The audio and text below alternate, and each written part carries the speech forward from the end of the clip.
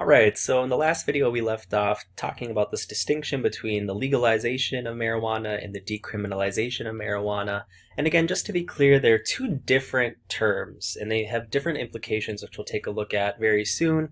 But just another note, there's currently no federal policy in terms of the policing of marijuana in the United States. Each state gets the discretion to produce their own laws, and so that's why we've seen, especially the last few years, several states have chosen to fully legalize marijuana, meaning that people can be in the possession of marijuana for recreational use. Other states have only chosen to legalize marijuana for medical use, meaning it requires a physician's prescription essentially to get certain amounts of the drug through medical marijuana dispensaries.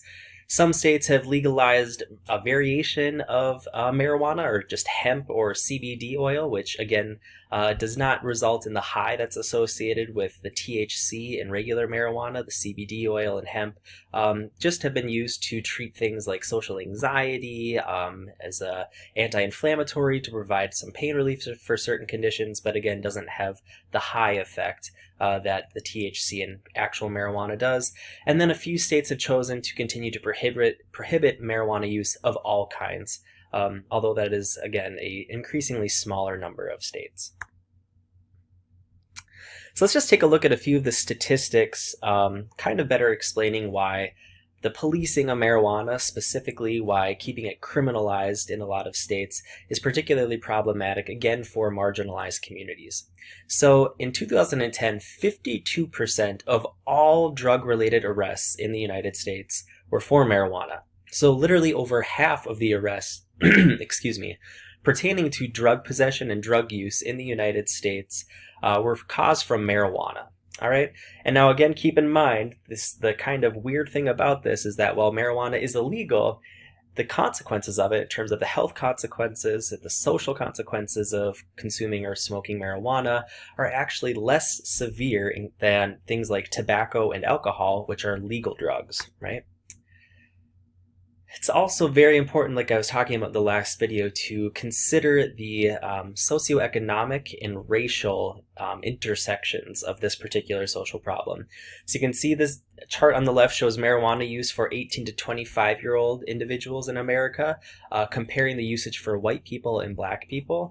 And again, what we see is that even though black people use less marijuana, they use less drugs in comparison to white people, the number of arrests that take place each year is skewed towards people of color. If you're black, you are more likely to get arrested for possession of marijuana in comparison to white people, despite the reality that white people are more likely to use marijuana in the United States.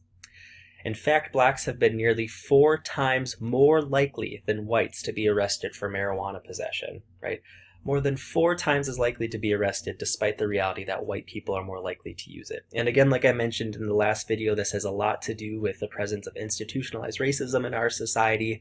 People of color are more likely to be pulled over and searched for possession of drugs. They're more likely to be stopped and frisked on the streets in comparison to white people. And a lot of this racial bias that's embedded in our society results in this systemic practice of people of color being arrested and charged for crimes related to drug use at disproportionate rates in comparison to white people, which enables the perpetuation of institutionalized racism through the criminal justice system in the United States.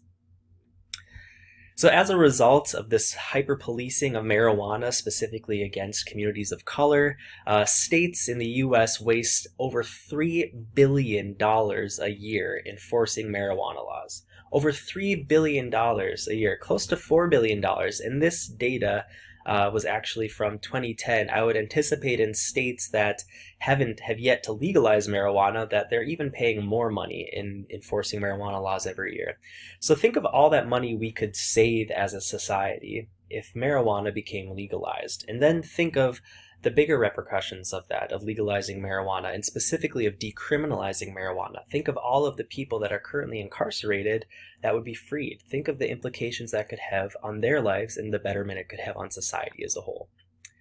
So let's take a look here specifically at some societal effects that decriminalizing marijuana could have. So simply making it no longer a crime to be in possession, but just a civil infraction, right? Just treating the possession of marijuana like getting pulled over for a speeding ticket versus a criminal act like it currently is in many states.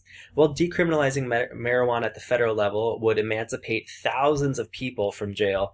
And again, this would predominantly be profound for people of color, since we know that the majority of people being arrested for drug-related crimes are people of color, right? So a lot of states that have decriminalized marijuana, literally thousands of people can be emancipated from jail.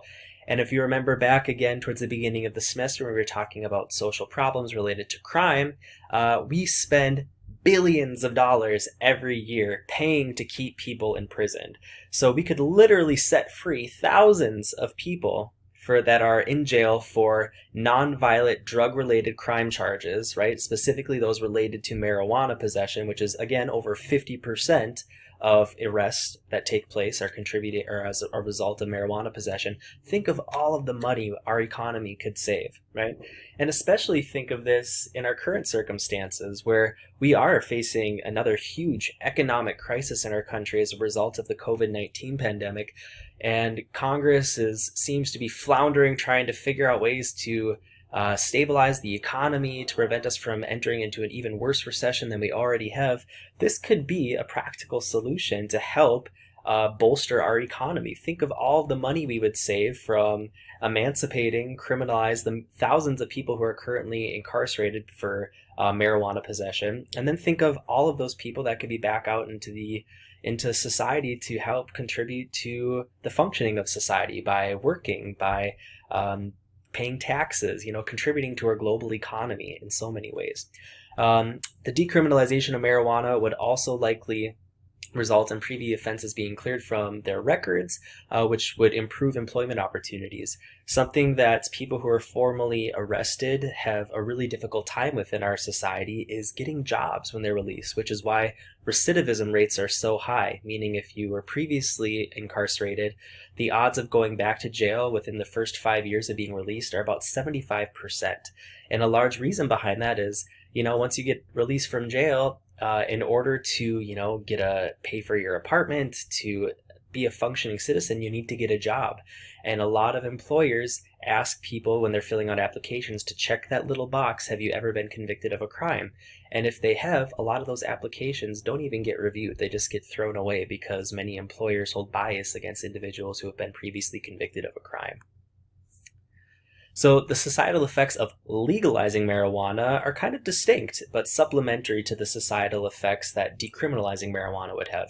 So first and foremost, states that have legalized recreational marijuana have experienced big economic booms. They've had increased tax revenues, they've experienced job growth, and they've even have had supplemental investment opportunities from the legalization of recreational marijuana.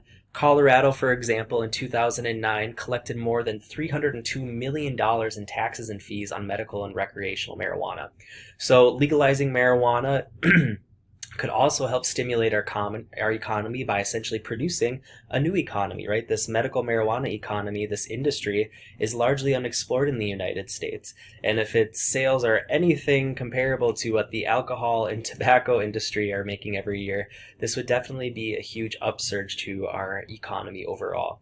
Legalizing medical marijuana is also an important thing to consider the societal impacts for, because it could assist in the treatment of thousands of Americans that are suffering from a variety of conditions, including cancer, epilepsy, and mental illness, which both THC and CBD have been found to be effective in treating. For people with cancer specifically, marijuana has been found to help increase appetite, which is a huge issue that people with cancer, specifically those that are undergoing chemotherapy and radiation, who tend to get very nauseated very easily. Marijuana has been found to stimulate appetites as well as help cope with nausea. Marijuana has also been found to help with epilepsy, so people that have seizures. Something about marijuana seems to help cap seizures for people, or at least make them not as severe or not as frequent. And then mental illness. I know a number of individuals that are suffering from anxiety and depression that rely on medical marijuana as an effective source of treatment. So a number of different societal effects that both decriminalizing and legalizing marijuana could have that could be considered very functional for our society. In addition to marijuana, the other really hot topic in terms of social problems pertaining to drugs in our current environment is that of the opioid epidemic. So the opioid epidemic has really started to surge in popularity over the past 10 years or so. The number of drug overdose deaths was 4 times higher in 2018 than 1999, and nearly 70% of those deaths, of the 67,000 drug-related deaths in 2018, involved or were related to opioid overdoses. So opioids are essentially prescription medications, often referred to as painkillers, or they can also be sold as street drugs such as heroin. So essentially, opioids help people manage pain. And one of the reasons why they've become kind of so inconspicuous and just kind of this scary drug is because they were actually, the problem really began because they were being overprescribed by medical professionals. If you've ever had a surgery, for example, if you've ever had your teeth removed, you were probably prescribed a prescription for something like Oxycontin or hydrocodone, which are essentially opioid pain relievers. They're just high-grade pain relievers that help people, definitely do help with pain, but along with that, they also have some very kind of mind-altering hallucinogenic effects, right? If you've ever watched a YouTube video of someone coming off their wisdom teeth surgery, right, and they're already loopy from the anesthesia, and then they pop down hydrocodone and they get even loopier, right? It's because it's essentially an opioid, right? So it's a mind-altering substance. But it can also be, the slide here says, it can also be found or sold on the streets as a drug in the form of heroin. So what has caused this opioid epidemic? What caused this large surge in the number of people that are dying from opioid-related drugs? Well, in the 1990s, pharmaceutical companies were really reassuring the medical communities that patients would not become addicted to prescription opioid pain relievers, and healthcare providers began to prescribe these at much greater rates. So if you watched the documentary last week, Sicko, it definitely gets into this kind of suspicious connection between pharmaceutical companies and medical providers regarding the delivery and the mass production of prescription drugs. And if we think like conflict theorists here, we can start to see why medical providers would want to be prescribing more drugs to their patients. The more drugs they prescribe, the higher payouts, the higher cutbacks they get from these pharmaceutical companies. So it's really this kind of disgusting, slippery slope of the medical community becoming this capitalist machine in our society, right? And this is another big argument why we should have universal healthcare in our society, is because if healthcare providers wouldn't be influenced by the increased incentives and salaries they could receive from pharmaceutical companies, we would expect that they would be less likely to prescribe these highly addictive pain-killing drugs to individuals that don't really need them in our society. A lot of studies have also found connections between opioid use and economic hardship. For example, a recent study found that counties with automotive assembly plants that had closed 5 years after the closure, 85% higher rates of opioid overdose mortality relative to counties where automotive assembly plants remained open. So during big recessions like the ones we're currently going through now, social scientists typically predict we're going to see an upsurge in illegal drug use, specifically in opioid usage, because of their widespreadness and their ease of accessibility over the past several years. And a lot of it has to do with people are just depressed. They're self-medicating because they maybe have become recently unemployed, they lost their jobs, etc. And then there's also concerns that people may just be using opioids at higher rates because they have become so easily accessible that it's kind of an easy drug for anyone to get. Even if you're not typically someone who uses drugs, you've never worked with a drug dealer before, if you can just go to a doctor and complain of having some sort of chronic pain, you're likely going to be able to get a prescription for one of these drugs, which makes them scarily accessible in our society. So just to wrap up, how do the three theories talk about drugs? Well, functionalism would argue that drugs are both functional and dysfunctional for society. From a functional perspective, they create jobs in the criminal justice system. They also provide drug users with entertainment, which is also something functional in a weird way, right? Being happy makes us more productive citizens. They're also dysfunctional, though. They cause many health issues, and they can result in imprisonment, which is obviously negative for society. Conflict theorists would argue that drug use use in poor urban areas often result from poverty and racial inequality, and drug-related charges are heavily influenced by race, as we talked about a lot in these presentations. Despite their deadly effects, alcohol and tobacco remain largely unregulated because corporations lobby Congress to stand back. And symbolic interactionism, very interested in how we label drugs and how using drugs is really a learned interpersonal